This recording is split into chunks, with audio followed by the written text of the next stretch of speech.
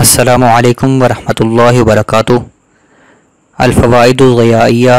جو کہ شرح ملا جامی کے نام سے مشہور ہے، اس کے اسباق کے سلسلے میں حاضر خدمت ہوں۔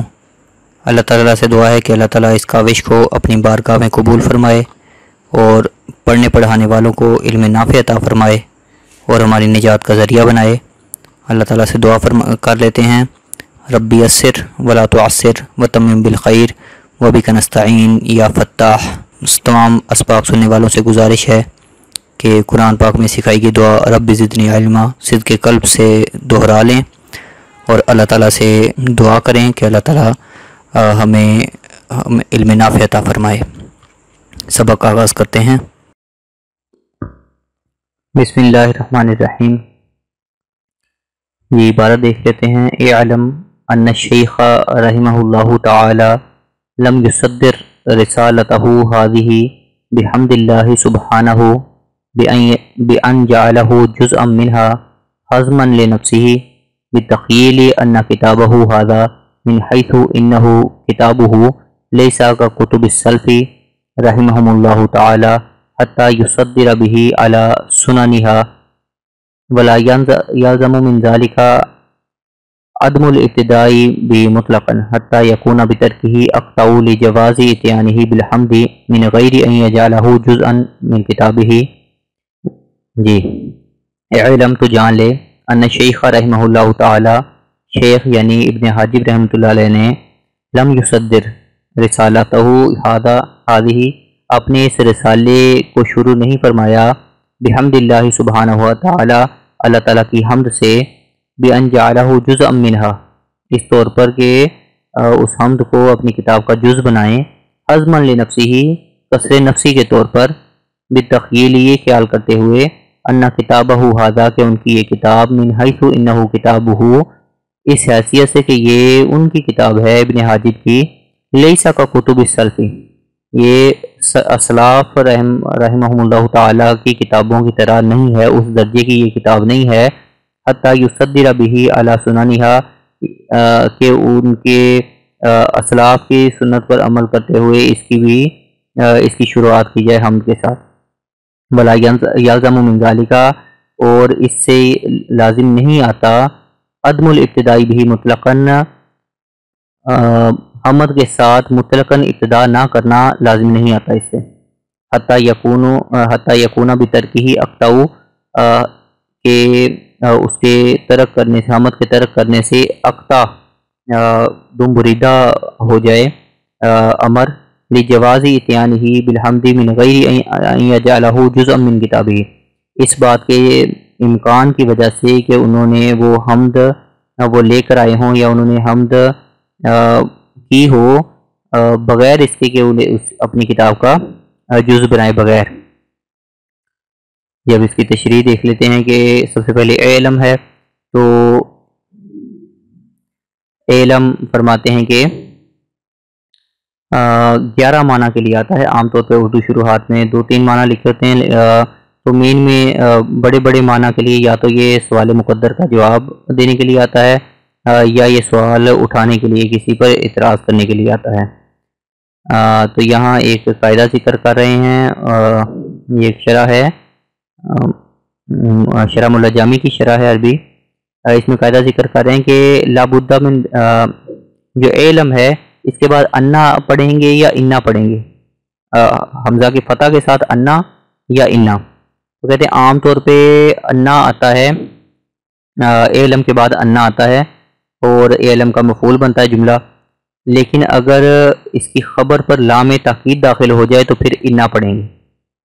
عام طور پر علم کے بعد انا پڑھیں گے، لیکن اگر خبر پر یہ حرف مشبہ بالفعل کی خبر پر لام تاکید داخل ہو رہا ہے پھر اس کو ہم انا پڑھیں گے کسرہ کے ساتھ۔ یہ ایک نحوی قاعدہ ذکر کر دیا، تو یہاں ہم انا پڑھیں گے اس کو، اعلم انا لم یصدر رسالتہ، یہ اس کی تحقیق کر رہے ہیں۔ صدر یصدر تصدیر کا معنی ہے شروعات کرنا۔ جی اس کے بعد ہے رسالہ۔ رسالہ اس میں مصدر ہے جسے ہم اردو گرامر میں حاصل مصدر کہتے ہیں، جیسے لکھنا سے لکھائی. تو الرسالہ یہ ارسلہ یرسل ارسال، ارسال مصدر سے ہے اور حاصل مصدر ہے بھیجنا رسالہ.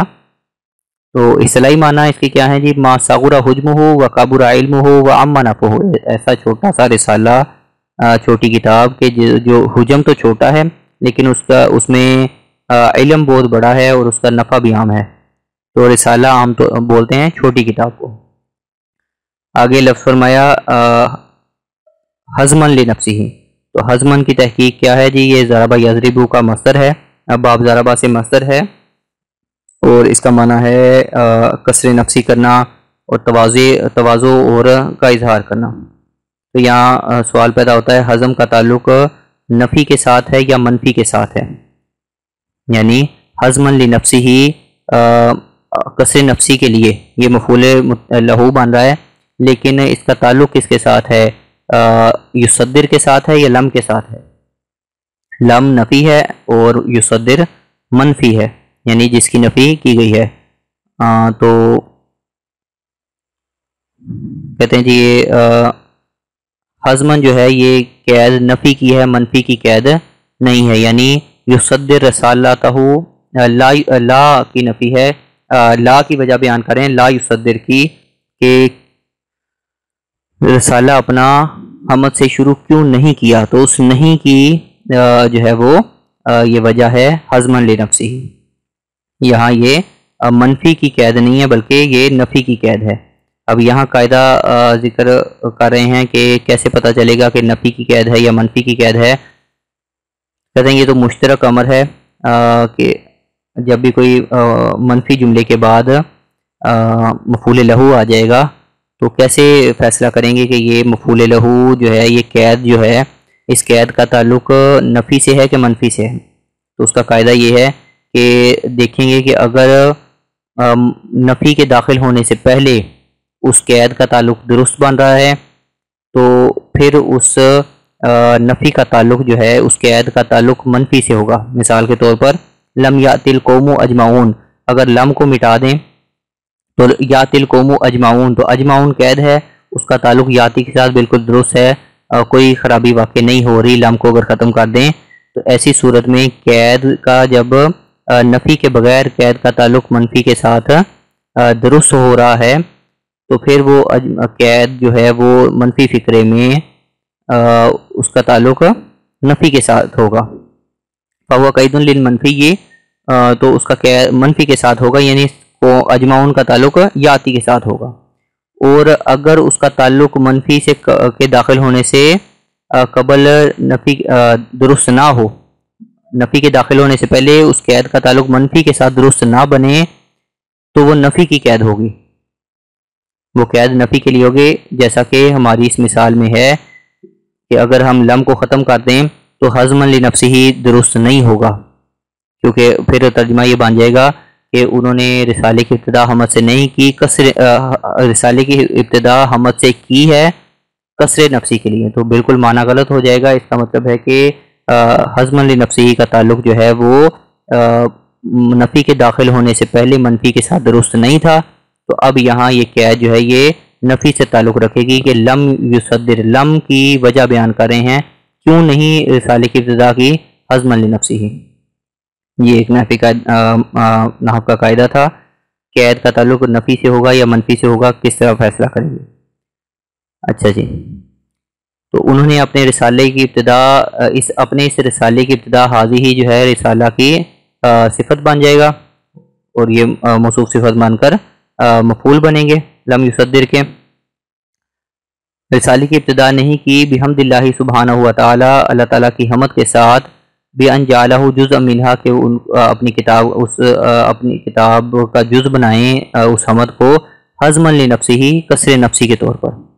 کسر نفسی کرتے ہوئے. تو کسر نفسی کرتے ہوئے اس خیال سے کہ ان کی کتاب اس درجے کی نہیں ہے جس طرح کی اسلاف کی کتابیں ہوتی تھیں. بتخیل ان کتابہ حاضہ سے ایک سوال مقدر کا جواب دے رہے ہیں اشارے کہ حمد تو عبادت ہے اور عبادت جو ہے اس کا پورا کرنا جو ہے وہی تو عاجزی ہے، عاجزی کو ہی تو عبادت کہتے ہیں، تو عبادت کو چھوڑنے میں کون سی عاجزی ہو گئی؟ یعنی حمد کا ذکر کرنا، حمد کرنا یہ عبادت ہے، عاجزی ہے، حمد کا ترک کرنا تو عاجزی نہیں ہوگی۔ کہتے جی کہ یہاں جو حمد کو ترک کیا ہے وہ عبادت کے طور پر نہیں کیا، یعنی عبادت کو ترک کرنے شمار نہیں ہوگا، بلکہ انہوں نے سلف صالحین کی برابری سے اجتناب کیا ہے،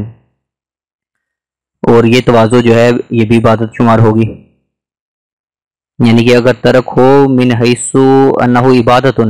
عبادت سمجھ کے ترک کیا تو پھر تو وہ محمود نہیں ہوگا، لیکن اگر انہوں نے یہ ترک کیا ہے عبادت کے طور پہ نہیں بلکہ سلف صالحین یہ سوچ کر کہ سلف صالحین کے پائے کی کتاب یہ نہیں ہے، جس طرح کہ ان کی کتابیں جو ہے وہ بڑی اعلیٰ پائے کی ہوتی تھی،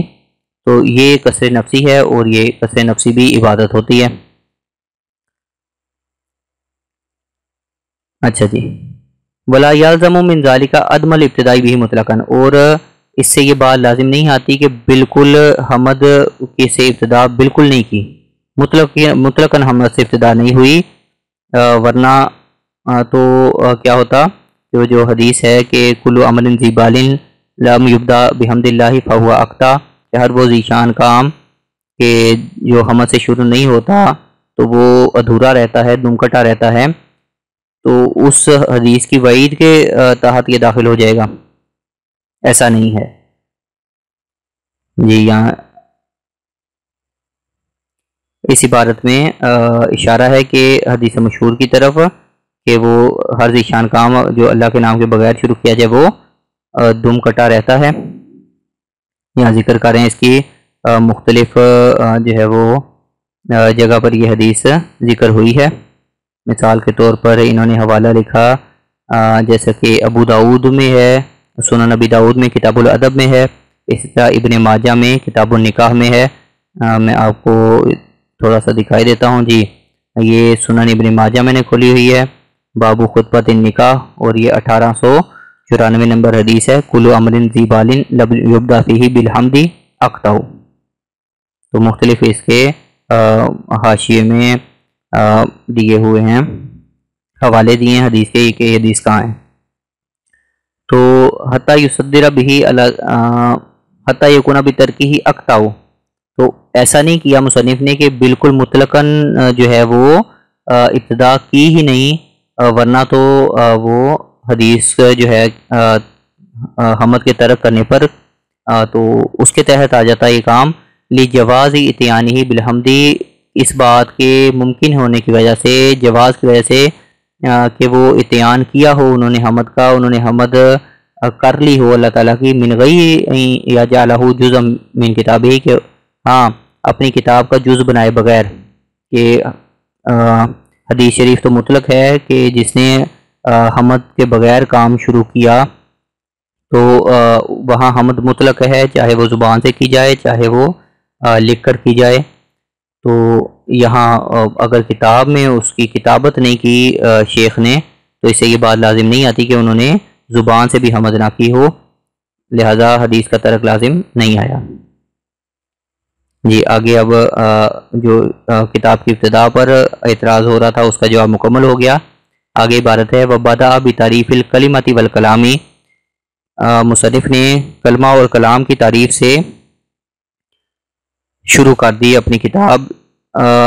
تو اس پر سوال واقع ہو رہا تھا کہ اس نحو کا موضوع جو ہے وہ کلمہ اور کلام ہے، اور کلمہ اور کلام کے جو ہے وہ کسی بھی علم میں موضوع کے عوارض ذاتیہ سے بحث کی جاتی ہے، یعنی جو اس میں مقصود ہوتا ہے، یعنی اس کی حالات بیان کرنا، مرفوعات، منصوبات، مجرورات وغیرہ، اور یہاں جو ہے وہ مصنف نے کلمہ اور کلام کی تعریف کر دی تو یہ غیر مقصود کام شروع کر دیا۔ اس کا جواب دے رہے ہیں شارح ملا جامی رحمۃ اللہ علیہ کہ بدأ بتعریف الکلمۃ والکلام، ابن حاجب نے شروع کی اپنی کتاب کی ابتدا کی کلمہ اور کلام کی تعریف سے، لأنہ یبحث فی ھذا الکتاب، کیونکہ اس کتاب میں بحث کی جائے گی عن احوالہما، کلمہ اور کلام کے ان دونوں کے احوال سے، فمتى لم یعرفا، جب کلمہ اور کلام کی پہچان ہی نہیں ہوگی، معروف نہیں ہوں گے، کیف یبحثوا عن احوالہما، تو ان کے احوال سے بحث کس طرح ہوگی؟ جب کلمہ اور کلام کیا چیز ہیں، ان کی تعریف ہمیں پتہ ہوگی، ہم کلمہ اور کلام کو جانیں گے، تبھی تو اس کے احوال سے بحث کریں گے، تو اس لیے کلمہ اور کلام کو مقدم کیا۔ پھر آگے ایک سوال پیدا ہو رہا تھا، جب کلمہ اور کلام دونوں کو کی تعریف کو مقدم کیا، شروع کیا ہے کلمہ اور کلام کی تعریف، تو کلمے کی تعریف کو کلام کی تعریف پر مقدم کیوں کیا؟ تو اس کا جواب دے رہے ہیں، قدم الکلمۃ، کلمے کو مقدم کیا، علی الکلامی، کلام پر، لکونی افرادہا جزءا من افراد الکلامی، کیونکہ کلمے کے افراد کلام کے افراد کے جز ہوتے ہیں، کلمہ جز ہے اور کلام کل ہے، کلمات سے مل کر ہی تو کلام بنتا ہے، وہ مفہومھا جزءا من مفہومہ، اور لکونی مفہومھا جزءا من مفہومہ، اور اس کا مفہوم جو کلمات کا مفہوم ہے یہ کلام کے مفہوم کا جز ہوتا ہے، تو کلمہ مفرد ہے اور کلام سے کلام جو ہے کلمات سے مل کر مرکب ہوتا ہے، تو لہٰذا پھر کلمہ کو مقدم کر دیا۔ جی یہ مکمل ہو گیا کہ پہلے تو ذکر ہے کہ کلمہ اور کلام کی تعریف کیوں کی، اور پھر اعتراض کا جواب دے دیا، تشریح کر دی کہ کلمہ جو ہے وہ کلمہ کی تعریف کو کلام کی تعریف پر مقدم کیوں کیا، کہ فقال الکلمۃ قیل ہی والکلام مشتقان من الکلم، اب لفظ کلمہ کی تحقیق کر رہے ہیں، فقال پس کہا شیخ ابن حاجب رحمۃ اللہ علیہ نے، الکلمۃ قیل ہی والکلام مشتقان، ہی یہ کلمہ اور کلام یہ دونوں مشتق ہیں، من الکلم بتسکین اللام، لام کے سکون کے ساتھ، کلم لفظ سے یہ مشتق ہیں، اور کلم کا مطلب کیا ہے، وہو الجرح زخم، بتاثیر معنیہما، کلمہ اور کلام دونوں کے معنی کی تاثیر کی وجہ سے، فی النفوس نفوس میں کالجرح زخم کی طرح، یعنی کلمہ اور کلام کے جو ان کے معنی کے نفوس کے اندر زخم کی طرح تاثیر کی وجہ سے، جس طرح زخم تکلیف پہنچاتا ہے، تو اس طرح کلمہ اور کلام بھی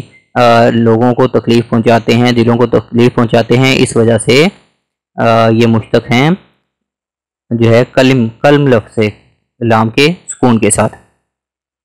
کہتے ہیں ہیا جو ہے وہ کلمہ کے لیے تو ضمیر ذکر کر دی، اور کلام جو ہے وہ اس میں ظاہر لے کر آئے ہیں، اس کی کیا وجہ ہے؟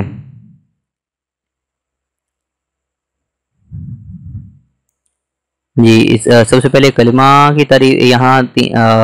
لمبی بحث ہے، سب سے پہلے تو کلمہ کی تعریف کی، اس کے بعد الف لام کی تعین کریں گے، کس سے مشتق ہے اس کی تحقیق ہے، اس کے بعد الف لام کی تحقیق ہے، اور اس کے بعد تا کی تحقیق ہے۔ تو کلمہ کی تحقیق مقدم کی کیونکہ کلمہ مذکور ہے، اور باقی ساری چیزیں ضمناً اس میں شامل ہیں۔ اچھا اس سوال پیدا ہوتا ہے کہ کلمہ جو ہے اس کے لیے ضمیر ذکر کی ہے، اور کلام کے لیے اس میں ظاہر ذکر کیا ہے، تو اس کا جواب یہ ہے کہ کلمہ پیچھے لفظ مذکور تھا، الکلمہ تو لفظ مذکور ہے، تو ہیا ضمیر اس کی طرف لوٹ رہی ہے، کلام کا پیچھے ذکر نہیں ہوا، تو اس لیے کلام کو اس میں ظاہر ذکر کر دیا۔ اچھا جی، اور معنی اشتقاق میں کلمہ اور کلام جو تھے، اچھا پھر ایک سوال یہ بھی پیدا ہوتا ہے کہ کلام کو ذکر کرنے کی وجہ کیا تھی، کہ یہاں تو بات کلمہ کی چل رہی ہے، آگے تعریف بھی کلمہ کی کر رہے ہیں، تو کلام کو نہ ذکر کرتے؟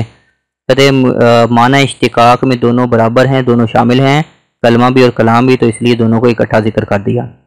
اب آگے اشتقاق کی تحقیق کریں کہ کلمہ کس سے مشتق ہے۔ اچھا قیلہ سے اشارہ کر دیا کہ یہاں اس اشتقاق میں اختلاف ہے، کئی سارے اقوال آئیں گے، اس لیے قیلہ سے ذکر کر دیا۔ تو پہلا ایک قول تو یہ ہے کہ الکلم لفظ سے مشتق ہے لام کے سکون کے ساتھ، جس کا معنی ہے زخم۔ وقد عبر بعض الشعراء عن بعض تاثیراتہما فی الجرح، کلمہ اور کلام کے زخم کی طرح تاثیر کے بارے میں بعض شعراء نے کلام کیا ہے، تعبیر کیا ہے اپنے اشعار میں، حیث قال، جیسا کہ شاعر نے کہا ہے، جراحات السنان لہا الالتیام، جراحات زخم، السنان نیزوں کے، لہا التیامو وہ مندمل ہو جاتے ہیں، بھر جاتے ہیں، ولا یلتامو ما جرح اللسانو اور وہ زخم نہیں بنتے جو زبان دیتی ہے، جو زخم زبان نے دیے ہیں وہ زخم نہیں بڑھتے۔ تو یہ ایک قول تھا کہ یہ الکلم لفظ سے مشتق ہے جو کہ الجرح کے معنی میں ہے، اور دوسرا جو ہے وہ قول یہ ہے کہ الکلم جو ہے یہ لام کے کسرہ کے ساتھ ہے اور یہ اس میں جنس ہے۔ جی جو پہلا قول ہے لام کے کسرہ کے ساتھ، وہ صاحب لباب اور صاحب سیاہ نے کہا ہے کہ الکلم جو ہے معطائی للوحدتی غالباً و بدونہا للجمعی، کہ اگر لفظ کلم جو ہے یہ تا کے ساتھ ہو تو یہ واحد کے لیے ہوگا، اور اگر بغیر تا کے ہو تو یہ جمع کے لیے ہوگا، لیکن جمہور کا قول اس میں یہ ہے کہ تا کے ساتھ واحد کے لیے ہے اور بغیر تا کے یہ جنس کے لیے ہے، جمع کے لیے نہیں ہے۔ پھر اس پر دونوں جو ہے وہ اپنے اپنے دلائل دیتے ہیں۔ مولا جامی اس پر روشنی ڈال رہے ہیں کہ الکلم ایک لام کے کسرہ کے ساتھ یہ جنس ہے، جمع نہیں ہے، جیسے کہ تمر اور تمرہ ہے کہ تمرۃ واحد ہے اور تمر اس کی جمع نہیں بلکہ اس میں جنس ہے۔ اس کی دلیل ذکر کریں بدلیل قولہ تعالی الیہ یصعد الکلم الطیب، تو کلم کی صفت لے کر آئے الطیب، اور اگر کلم یہ جمع ہوتی اس میں جنس نہ ہوتا تو پھر طیبات لے کر آتے، طیب بھی جمع لے کر آتے کیونکہ موصوف صفت میں مطابقت ہوتی ہے، موصوف واحد ہے اسی لیے اس کی صفت بھی واحد آئی، تو الکلم جو ہے یہ واحد ہے، یہاں جنس کے معنی میں ہے۔ وقیلہ جمعن، اور دوسرا قول قیلہ کے ساتھ ذکر کریں ہیں، اشارہ ہے کہ تمریز کی طرف کہ یہ قول زیادہ مولا جامی رحمۃ اللہ علیہ کے نزدیک معتبر نہیں ہے۔ دوسرا قول ہے کہ یہ الکلم جو ہے لام کے کسرہ کے ساتھ یہ جمع ہے، اس میں جنس نہیں ہے۔ حیث لا یقع الا علی الثلاث فصاعدا، دلیل ذکر کر رہے ہیں دوسرے قول کی کہ یہ الکلم جو ہے یہ 2 سے 3 سے زیادہ پر ہی بولا جاتا ہے، 3 یا 3 سے زیادہ پر ہی بولا جاتا ہے تو یہ جمع ہے اس لیے۔ اچھا، پھر یہ جو دلیل ذکر کی اس کا جواب دے رہے ہیں کہ یہاں بعض لفظ جو ہے وہ محذوف ہے، الیہ یصعد بعض الکلم الطیب، تو جب بعض آئے گا کلم کا مضاف تو الطیب بعض کی صفت بنے گی تو پھر یہ مطابقت ہو جائے گی۔ والکلم الطیب مؤول، اس میں تعویل کی گئی ہے ببعض الکلم، بعض مضاف کو محذوف نکالنے کے ساتھ۔ واللام فیہا للجنسی، اور لام اس کے اندر جنس کے لیے ہے، والتاء للوحدتی، اور تا وحدت کے لیے ہے۔ اچھا، ابھی یہاں ذکر کر دیں، شارحین نے اس کے مزید دلائل ذکر کیے ہیں کہ ایک تو یہ ہو گیا جمہور کی دلیل ہو گئی جو مولا جامی رحمۃ اللہ علیہ نے ذکر کر دی، الیہ یصعد الکلم الطیب، کہ طیب صفت بن رہی ہے الکلم کی، طیب واحد ہے لہٰذا کلم بھی واحد ہوگا۔ اسی طرح ایک دلیل یہ ذکر کرتے ہیں مزید عربی شروحات میں، یحرفون الکلم عن مواضعہ، تو ہوزمئی لوٹ رہی ہے کلم کی طرف، تو اس سے بھی پتہ چلا کلم جو ہے یہ جمع نہیں ہے۔ اور تیسری جو ہے مصنف نے مولا جامی رحمۃ اللہ علیہ نے قیلہ کے ساتھ ذکر کیا، اس سے بھی پتہ چلتا ہے کہ جمہور کا قول راجح ہے۔ چوتھی دلیل ذکر کر رہے ہیں کہ اس کی جب تمیز لے کر آتے ہیں، احد عشرہ کی تمیز بنا کر لاتے ہیں تو کلمن، تو احد عشرہ جو ہے اس کی جو تمیز ہوتی ہے وہ مفرد منصوب ہوتی ہے، تو کلم اس کی بنی تمیز، اس سے پتہ چلا کہ کلم جو ہے یہ مفرد ہے۔ اسی طرح ایک اور دلیل بھی ہے کہ کلم کی جو تصغیر ہے کلیم آتی ہے اور تصغیر اسماء کو اپنے اصل کی طرف لوٹاتی ہے، تو اسے پتہ چلا کلم جو ہے یہ جمع نہیں ہے، کیونکہ جمع کی تصغیر نہیں ہوتی، جمع کو واحد کا پہلے واحد بنایا جاتا ہے اور واحد کی پھر تصغیر لائی جاتی ہے۔ تو یہ کئی سارے دلائل تھے جو ذکر کر دیے جمہور کی طرف سے۔ یمکنوں کہہ کر جو ہے ذوف کی طرف اشارہ کر دیا کہ لام جو ہے تعریفات کے اندر جو لام ہوتا ہے وہ جنس کے لیے ہوتا ہے، اور اسی لیے جو دوسرا جو جواب ہے وہ اتنا مضبوط نہیں ہے۔ یمکنوں کا لفظ یہاں آیا تھا، اچھا جی، آگے ذکر کر رہے ہیں کہ اللام فیہا للجنسی، لام جنس کے لیے ہے، والتاء للوحدتی، اور تا وحدت کے لیے ہے، ولا منافات بینہما، اور ان کے درمیان کوئی تضاد نہیں ہے، لجوازی اتصاف الجنسی بالوحدتی، کیونکہ جنس کی صفت واحد لے کر آ سکتے ہیں اور واحد جو ہے اس کی صفت لا سکتے ہیں جنس کے ساتھ۔ یقال ھذا الجنس واحد وذلک الواحد جنس، تو یہاں ھذا الجنس واحد میں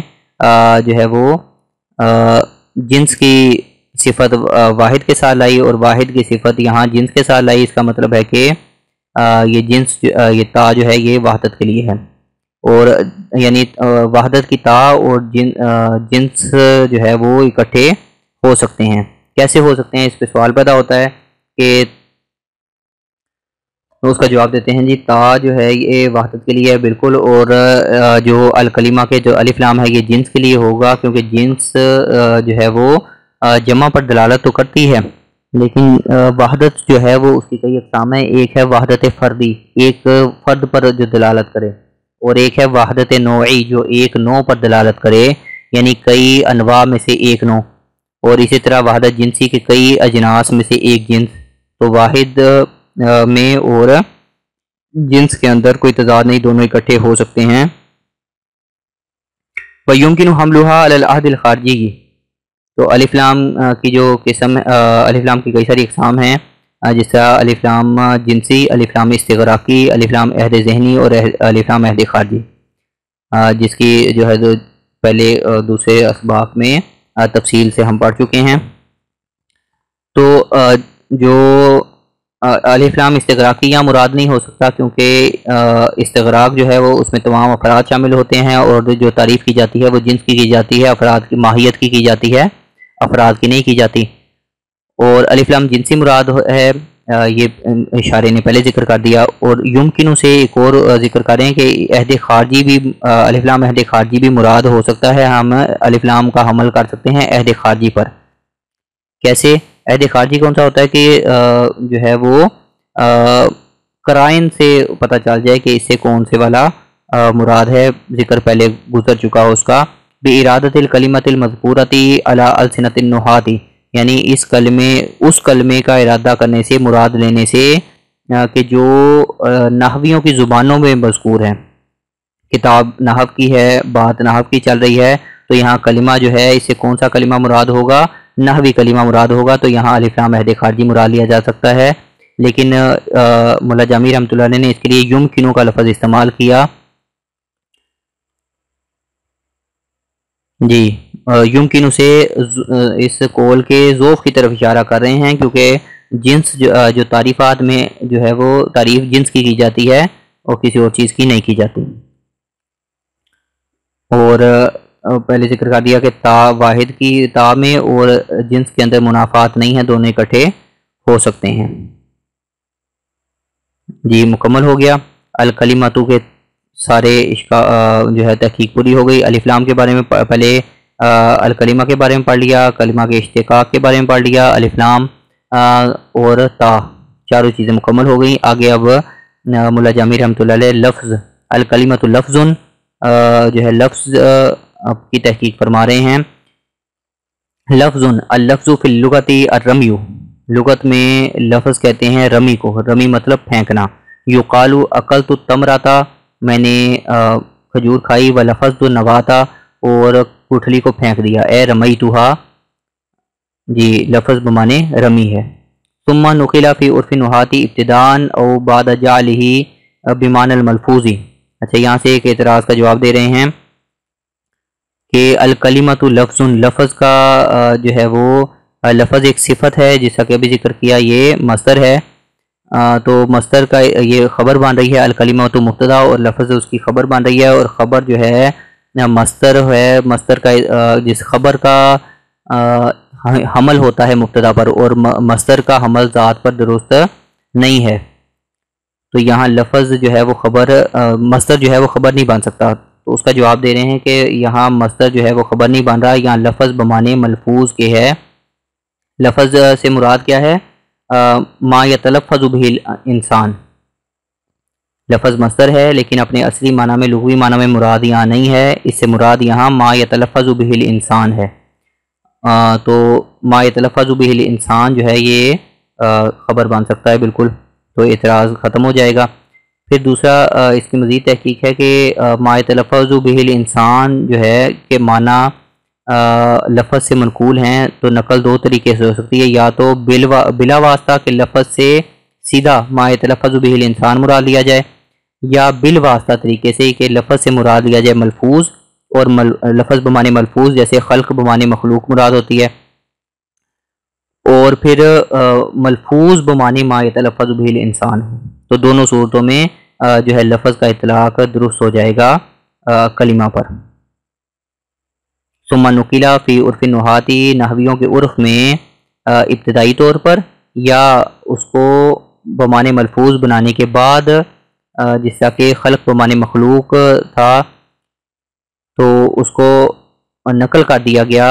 نحویوں کے عرف میں ما یتلفظ بہ الانسان سے، یعنی جو جس کا تلفظ انسان کرتا ہے، وہ لفظ سے کون مراد کیا مراد ہے کہ جس کا انسان تلفظ کرتا ہے، زبان سے نکالتا ہے وہ۔ اچھا، یہ تلفظ چاہے حقیقتاً ہو یا حکماً ہو، محملاً ہو کانا او موضوعاً، یا وہ موضوع طور پر ہو، مفرداً کانا او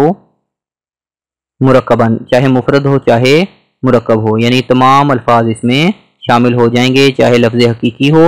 چاہے لفظ حکمی ہو، چاہے لفظ محمل ہو چاہے لفظ موضوع ہو، چاہے لفظ مفرد ہو چاہے لفظ مرکب ہو، تو تمام الفاظ کے جس کا انسان تلفظ کرتا ہے وہ لفظ میں شامل ہوں گے۔ واللفظ الحقیقی، لفظ حقیقی کی مثال کا زیدن و ضربہ، زید لفظ ہے اسم کی مثال، اور ضربہ فعل کی مثال، یہ دونوں لفظ ہیں کیونکہ انسان اس کا تلفظ کرتا ہے۔ والحکمی، اور حکمی کی مثال لفظ حکمی کی کل منوی، منوی کی طرح ہے، فی زید ضربہ واضرب، کہ ضربہ کے اندر ہوا ضمیر ہم کہتے ہیں منوی کی طرح ہے، اور اضرب میں انت ضمیر منوی کی طرح ہے۔ اچھا، یہ نہیں کہا الحکمی منوی، کہ لفظ حکمی کیا ہے وہ منوی ہے، تو کل منوی کہا، اس سے تو پتہ چلتا ہے کہ منوی کی کئی ساری اقسام ہے، حالانکہ منوی کی صرف ایک ہی قسم ہے، تو اسے اس کا جواب دیتے ہیں کہ منوی کی خارج میں چاہے ایک ہی قسم ہے لیکن اس کا اصطلاحی طور پر یہ کلی ہے، تو کلی ہونے کی وجہ سے کل منوی کہہ دیا، اگرچہ خارج میں اس کا اطلاق صرف ایک ہی فرد پر ہو۔ اچھا جی، اب اس پر ایک اور سوال ہو رہا ہے کہ ضربہ کے اندر جو ضمیر ہے یا اضرب کے اندر جو ضمیر ہے یہ تو لفظ نہیں ہے، اذ لیس من مقولات الحرف والصوت اصلا، کہ یہ جو لفظ ہوتا ہے وہ اس کے لیے اچھا سوال یہ ہوتا ہے کہ اس کے لیے ضربہ کے اندر ہوا ضمیر ہے اور اضرب کے اندر انتا ضمیر ہے، تو وہ وضع تو کی گئی ہیں، تو وہ حکمی تو نہیں ہوا، پھر وہ تو لفظ حقیقی کی طرح ہی ہو گیا۔ اس کا جواب دے رہے ہیں کہ یہ جو حرف ہے اور صوت کو ملا کر مقولہ بنتا ہے، تو اس کے لیے حرف اور صوت وضع نہیں کیے گئے، تو لہٰذا یہ لفظ حقیقی نہیں بنیں گے، لفظ حکمی بنیں گے۔ ولم یوزع لہا لفظ، اور ان کے لیے لفظ وضع نہیں کیا گیا۔ پھر سوال پیدا ہوتا ہے کہ لفظ کیسے نہیں وضع کیا گیا؟ ہم کہتے ہیں ضربہ کے اندر ہوا ضمیر پوشیدہ ہے، اضرب کے اندر انتا ضمیر پوشیدہ ہے، تو لفظ تو وضع ہو گیا۔ اس کا جواب دے رہے ہیں اشارے کہ انما عبر عنہ، کہ ان الفاظ کو، حکمی الفاظ کو تعبیر کر دیا جاتا ہے ان ضمائر سے، ضمیر منفصل سے، باستعارۃ اللفظ المنفصل لہ، ان کے لیے لفظ منفصل کا استعارہ لے کر، مناوی ہوا و انتا، ہوا اور انتا جو ہم کہتے ہیں کہ اس میں یہاں موجود ہے، اس کا صرف استعارہ کے طور پر ہم استعمال کرتے ہیں، حقیقی طور پر وہ یہاں موجود نہیں ہے۔ وَأَجْرَوْا عَلَيْهِ احکام اللفظی، اور ہم پھر اس لفظ حکمی پر لفظ کے احکام جو ہے وہ جاری کر دیتے ہیں۔ فَقَانَ لَفْظًا حُكْمًا لَا حَقِيقَةً، لہٰذا یہ لفظ حکمی ہوں گے، حقیقی لفظ نہیں ہوں گے۔ اچھا، یہ لفظ حکمی ہو پہلے لفظ حقیقی ذکر کر دیا، پھر لفظ حکمی ذکر کر دیا، اب تیسرے ہے جو محذوف ہے، تو والمحذوف لفظ حقیقتاً جو محذوف ہے وہ بھی لفظ ہوتا ہے لفظ حقیقی یعنی لفظ کی دو ہی قسمیں ہیں، یا حقیقی یا حکمی. تو محذوف جو ہے وہ لفظ حقیقی میں شامل ہوگا، لأنه قد يتلفظ به الانسان في بعض الاحيان، کیونکہ اس کا بعض اوقات انسان تلفظ کر لیتا ہے. اس کے بعد پھر جو اللہ تعالیٰ کے کلام ہیں وہ لفظ میں داخل ہوں گے یا نہیں ہوں گے. وَكَلَمَاتُ اللَّهِ تَعَالَى دَاخِلَةٌ فِيهِ، وہ بھی لفظ کی تعریف میں داخل ہیں. اذ هي مما يتلفظ به الانسان، کیونکہ اس کا بھی انسان تلفظ کر لیتا ہے. قرآن پاک اللہ تعالیٰ کے الفاظ ہیں، کلمات ہیں، اور انسان اس کی قرات کرتا ہے، اس کا تلفظ کرتا ہے، تو لہٰذا وہ بھی لفظ کی تعریف میں داخل ہو گئے. اسی طرح وعلی هذا القیاس کلمات الملائکۃ والجن، جن اور ملائکہ کے جو کلمات ہیں وہ بھی اس تعریف میں داخل ہوں گے کیونکہ ان کا بھی انسان تلفظ کر سکتا ہے. والدوال الاربع، جو دوال اربع ہیں یعنی خطوط، عقود، نصب اور اشارات، یہ لفظ کی تعریف میں داخل ہیں یا نہیں ہیں؟ کہتے ہیں غیر داخلۃ فیہ، یہ لفظ کی تعریف میں داخل نہیں ہے. فلا حاجۃ الی قید یخرجھا، لہٰذا ان کے لیے کوئی ایسی قید لگانے کی ضرورت نہیں ہے جو ان کو نکال دے تعریف سے، کیونکہ یہ داخل ہی نہیں ہوئے، یہ لفظ ہیں ہی نہیں، تو اس لیے یہ تعریف میں داخل ہی نہیں ہے. جب تعریف میں داخل نہیں ہے تو پھر تعریف کے اندر کوئی ایسی قید لگانے کی ضرورت نہیں ہے ان کو نکالنے کے لیے. آگے ذکر آ رہا ہے الکلمۃ لفظ، الکلمہ کی ساری تشریح بھی ہو گئی، لفظ کی بھی تشریح ہوگی. اب وضع، وضع الوضع تخصیص الشیء بالشیء، وضع کس کو کہتے ہیں؟ یہاں وضع سے مراد وضع اصطلاحی ہے، اور وضع اصطلاحی، اس کی اصطلاحی تعریف مولا جامی رحمۃ اللہ فرماتے ہیں تخصیص الشیء بالشیء، ایک چیز کو خاص کرنا دوسری شے کے ساتھ. بحیث متى اطلق او حس الشیء الاول، کہ جب اس کا اطلاق کیا جائے یا پہلی چیز محسوس کی جائے، پہلی چیز کا اطلاق کیا جائے یا پہلی چیز محسوس کی جائے. فہم منہ الشیء الثانی، تو دوسری چیز اس سے سمجھی جائے، مفہوم کی جائے. قیلہ، یہاں سوال پیدا ہو گیا کہ یخرج عنہ وضع الحرف، کہ حرف جو ہے وہ اس سے نکل گیا، خارج ہو گیا، کیونکہ حالانکہ حرف بھی وضع کیے گئے ہیں، تو حرف تو نکل گئے اس سے، کیونکہ وہ تو جب حرف بولا جاتا ہے تو اس سے شے ثانی مفہوم نہیں ہوتی. حیث لا یفہم منہ معناہ، کیونکہ حرف کا معنی جو ہے وہ مفہوم نہیں ہوتا. متى اطلق، جب وہ مطلق بولا جائے. حرف کا معنی کب مفہوم ہوتا ہے؟ بل اذا اطلق مع ضم ضمیمۃ، کہ جب وہ بولا جائے کسی شے کو ملانے کے ساتھ، تب وہ اپنا معنی دیتا ہے. تو لہٰذا یہ جو قید ہے وضع کی قید سے تو حرف نکل گیا، حالانکہ حرف بھی لفظ ہوتا ہے. وأجیبا، اس کا جواب دیا گیا، مولا جامی رحمۃ اللہ اس کا جواب دے رہے ہیں بأن المراد متى اطلق اطلاقا صحیحا، کہ پہلا اس کے دو جواب ذکر کیے مولا جامی رحمۃ اللہ نے. پہلا جواب یہ ہے کہ یہاں اطلاق کے ساتھ صحیح کی قید محذوف ہے، کہ اذا اطلق اطلاقا صحیحا، جب اطلاق صحیح طور پر کیا جائے، یعنی صحیح طور پر بولا جائے. اور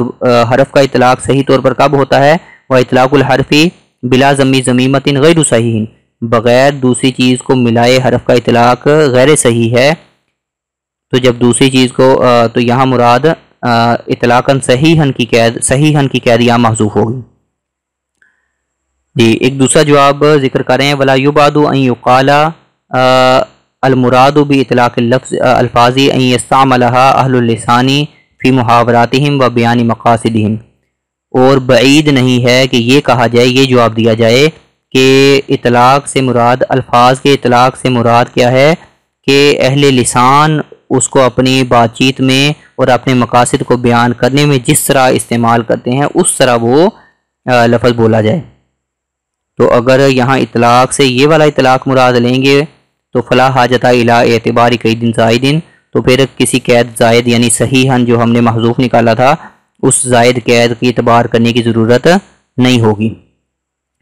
تو اس دوسرا جواب جو ہے یہ مولا جامی رحمۃ اللہ علیہ کے نزدیک زیادہ پسندیدہ ہے. یہاں کا ولا یبعد، یہ اس کی تحقیق تھوڑی پڑھ لیتے ہیں.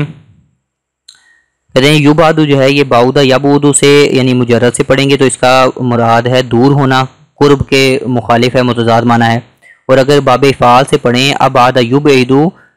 تو مجہول پڑھیں گے، ولا یبعدو تو یا اس کا استعمال ہوتا ہے محققین کے نزدیک ضعف کی طرف اشارہ کرنے کے لیے، ضعیف قول کو ذکر کرنے کے لیے. لیکن جب اشارے یہاں ذکر کریں گے تو اس سے مراد کیا ہے کہ جب اشارے اپنی طرف سے کوئی جواب دیں گے کسی کا تو وہاں یہ لفظ ذکر کریں گے، اور یہاں یہ تمریز کے لیے یعنی ضعف کے لیے نہیں ہے. تو پھر کہتے ہیں یقالو کا لفظ کیونکہ اقولو فرماتے، تو اقولو کی جگہ یقالو لفظ کہا تواضع کی وجہ سے. جی بات سمجھ آ گئی اس کی کہ یہاں پھر دوسرا جواب جو ہے وہ زیادہ پسندیدہ ہے، وہ ملا جامی رحمۃ اللہ نے دیا کہ اس میں کیونکہ کسی محذوف معنی کی ضرورت نہیں پڑتی. تو الکلمہ کی ہم تعریف پڑھ رہے تھے، الکلمۃ لفظ وضع،